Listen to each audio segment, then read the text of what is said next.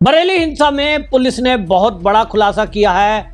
ये खुलासा सुनकर आप चौंक जाएंगे कि बरेली की जो हिंसा है वो मौलाना तौकीर रजा ने सुनियोजित तरीके से की थी, जिसके लिए व्हाट्सएप ग्रुप बनाए गए थे और मस्जिदों में लोगों को ठहराने के लिए कहा गया था।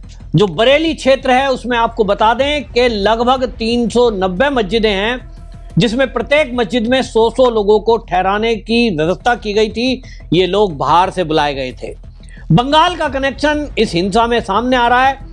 पुलिस ने जिन लोगों को गिरफ्तार किया है उनके फोन से वो चैट बरामद हुई है।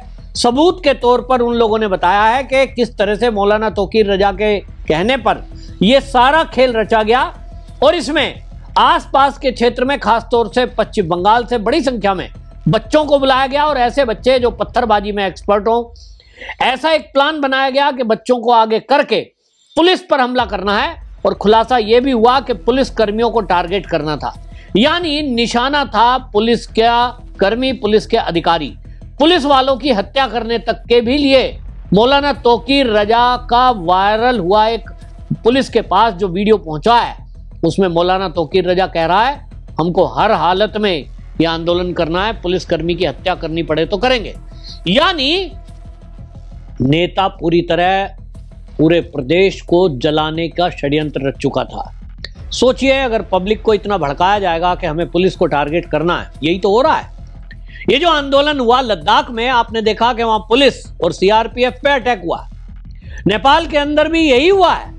इसका मतलब सीधा है कि देश विरोधी ताकतें जो एक्टिव हैं वही एक्टिव ताकतें अब उत्तर प्रदेश में भी सिर उठा रही हैं। जबकि योगी की पुलिस इतनी बेहतरीन पुलिस है, लेकिन उसके बावजूद भी आप क्या करोगे कि अचानक से आपके सामने 30-40 हजार की पब्लिक आ जाए। यह खुलासा पुलिस ने किया कि यहां लगभग 40 हजार लोगों को जुटाने की व्यवस्था की गई थी। यह तो पुलिस अलर्ट मोड पे थी, सारे सर्विलेंस और बाकी चीजें पहले से चल रही थी, तो पब्लिक को नहीं आने दिया गया। बड़ी संख्या में पुलिस फोर्स लगा दी गई थी और उस पुलिस फोर्स ने, सोचिए योगी की पुलिस ने, अगर वो 40 हजार लोग सड़कों पे होते तो बरेली क्षेत्र में क्या होता। बड़े पैमाने पर नरसंहार, लूटपाट, बलात्कार हो सकते थे। ये इनका इतिहास रहा है दंगाइयों का।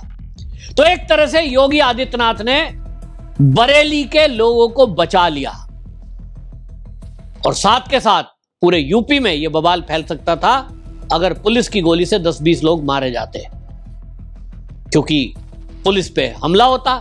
हुआ है, छर्रे लगे हैं, चीजें बरामद हुई है, पुलिस कर्मियों की वायरलेस छीन के भाग गए। सोचिए ये प्लान था इनका कि कुछ लोगों को किसी एक पुलिसकर्मी पे ऐसे पे हमला करने के कहा गया जिसके पास वायरलेस है और फिर उससे वायरलेस छीन लेनी है और फिर दंगाइयों को पूरी खबर उस वायरलेस पे मिलती रहेगी।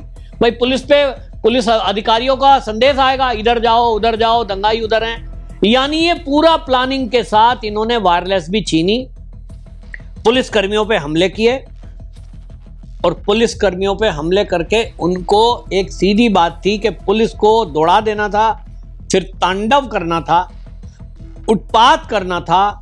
और वो जो हमेशा से ये मूव करता आया है, लूटपाट, बलात्कार, बहुत बड़े पैमाने पर बरेली को सुलगाने की एक षड्यंत्र इन लोगों ने रचा था।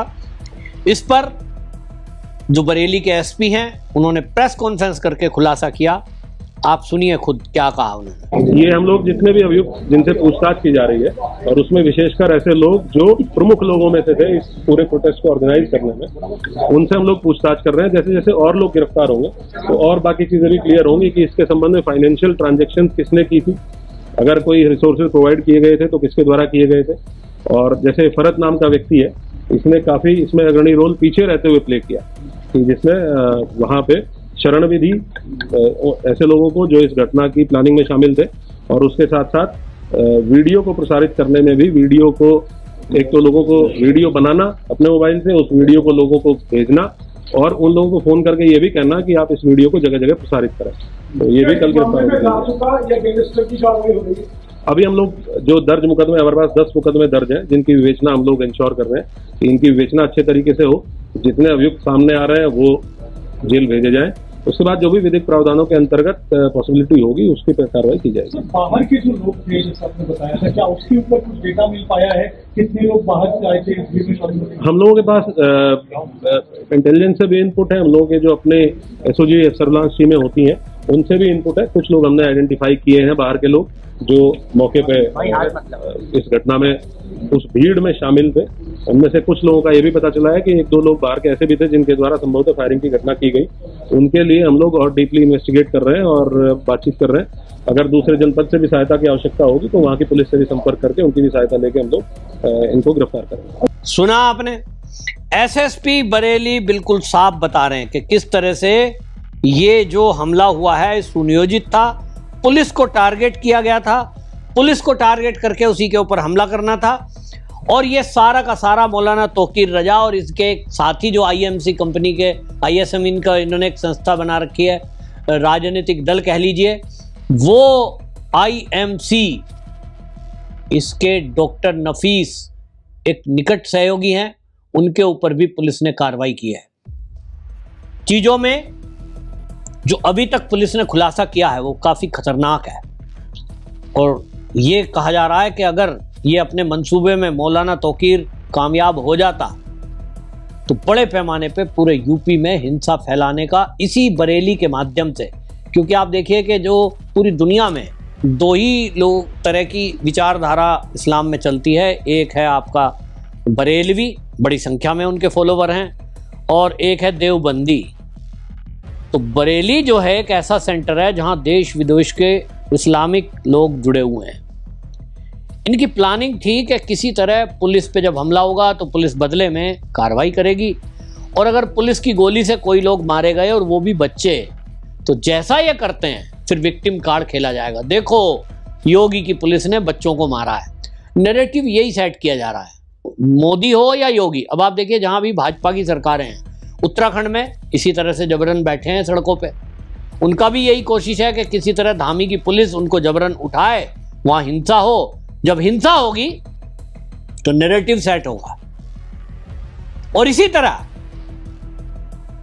मतलब ये कोई इनको अचानक से खुजली नहीं मचती है किसी मौलाना को कि खड़े हुए और जी राम यात्रा पर हमला कर दिया, जन्माष्टमी पे दही हांडी पे कुछ कह दिया, कभी कोई पोस्टर लगा दिया। ये जो आई लव मोहम्मद कैंपेन चलाया बड़ा विचारधारा से चलाया है, क्योंकि मोहम्मद से कोई प्यार करे या राम से प्यार करे, श्याम से प्यार करे, ये अपनी आज़ादी है। और ये कहेंगे साहब हम तो आई लव मोहम्मद कह रहे थे और देखिए जी हमारे ऊपर लाठी चला दी, हमें तो जेल में डाल दिया, हमारा मकान तोड़ दिया। दुनिया के प्लेटफॉर्म पर इस्लामिक देशों में भारत के विरुद्ध, मोदी और योगी के विरुद्ध किस तरह का एक षड्यंत्र है, ये उसका एक उदाहरण है। मौलाना तौकीर को लेकर के जिस तरह की बातें हैं वो जेल में बंद है। लगभग अभी तक पुलिस ने लगभग 60 दंगाइयों को गिरफ्तार किया है, जिसमें मौलाना तौकीर रजा भी है। और अब एक्शन होना शुरू हुआ, बुलडोजर एक्शन चला, तो मौलाना तौकीर के राइट हैंड कहे जाते हैं डॉक्टर नफीस, इनकी एक मार्केट है और वो बरेली में एक नाले पे बना रखी है। नगर निगम ने इनको नोटिस दिया कि नाले पे बनी हुई है, इसको हटाइए, नहीं हटाई, कोर्ट में चले गए, कोर्ट से स्टे ले लिया। लेकिन योगी बाबा जी तो योगी जो है, आदेश दिया गया कि इनकी दुकानों को तत्काल जो है, अब आदेश देखा जाएगा, सील करिए पहले, तब खुलेगी ये दुकानें जब कोर्ट से फैसला हो जाएगा। और इसलिए उनको सील कर दिया गया, 48 दुकानों को सील किया गया है। और पूरे क्षेत्र में जो भी दंगाई पकड़े जा रहे हैं, अब उनकी मकानों की पैमाइश की जा रही है और ये देखा जा रहा है कि वो कायदे में बने हुए हैं कि नहीं। जो भी मकान कायदे में नहीं हैं उनको प्लेन किया जा रहा है, समतल किया जा रहा है, जमीन में मिलाया जा रहा है और अभी कार्रवाई जारी है। और निश्चित मान लीजिए मौलाना तौकीर रजा और इसके साथ जो ये दंगाई थे, अब ये तो जिंदगी में जेल से बाहर आएंगे नहीं, क्योंकि जिस तरह का षड्यंत्र इन्होंने रचा, पुलिस पर हमला करना, ये अपने आप में बहुत संगीन अपराध है। और देश में दंगा भड़काना, लोगों को भड़काना, उसकी वीडियो और सबूत पूरे पुलिस के पास पहुंच चुके हैं। अब तैयारी इस बात की है कि इनका जो बुलडोजर से मकान तोड़े जाएंगे, प्रॉपर्टी जो है उसको कब्जे में वापस लिया जाएगा, वो कौन कौन सी होती है, पूरी पैमाइश हो रही है, पूरा अमला योगी जी ने मैदान में उतार दिया है। संभल की तरह बरेली भी अब एक उदाहरण बनने जा रहा है। तो तीसरी बार मेरे ख्याल में कोई उत्तर प्रदेश में दंगाई बेवकूफ़ी नहीं करेगा कि वो सड़कों पे उतरे। बाकी देखते हैं। बाबा जी ने तो बिल्कुल क्लियर कह दिया कि कायदे में रहोगे तो फायदे में रहोगे। आपको क्या लगता है दोस्तों, योगी आदित्यनाथ जैसा शासन कर रहे हैं, क्या 27 में एक बार फिर से वो रिपीट कर पाएंगे? अपनी राय जरूर रखें, वीडियो शेयर करें। वंदे मातरम।